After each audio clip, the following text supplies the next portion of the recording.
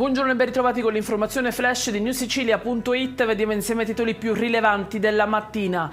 In apertura la scossa di terremoto di magnitudo 5.1 registrata alle prime ore di oggi nella zona della costa calabra sudorientale. Il sisma è stato localizzato dall'INGV a una profondità di 65 km circa. La scossa è stata avvertita in diverse aree della Calabria meridionale e anche della Sicilia orientale. Non si segnalano fortunatamente danni a persone o cose.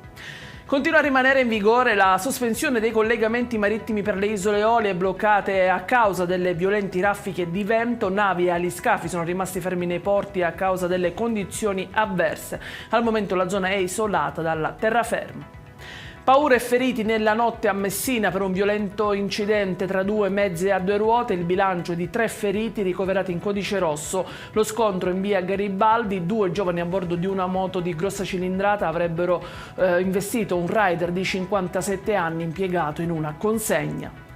Furto con spaccata alle prime luci dell'alba ai danni del supermercato Eurospin del quartiere Enesima a Catania. Malviventi hanno utilizzato un escavatore rubato in un cantiere delle vicinanze per aprire la saracinesca e rubare la cassaforte. Il bottino si aggira intorno ai 10.000 euro.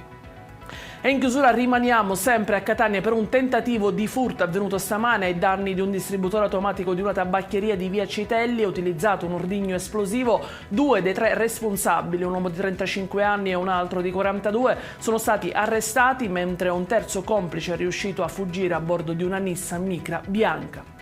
Ed è tutto per questa edizione. Vi ricordo come sempre che i dettagli su queste notizie e molte altre li trovate sul nostro sito e sui nostri canali social. Grazie per averci seguito e a più tardi. Buona giornata.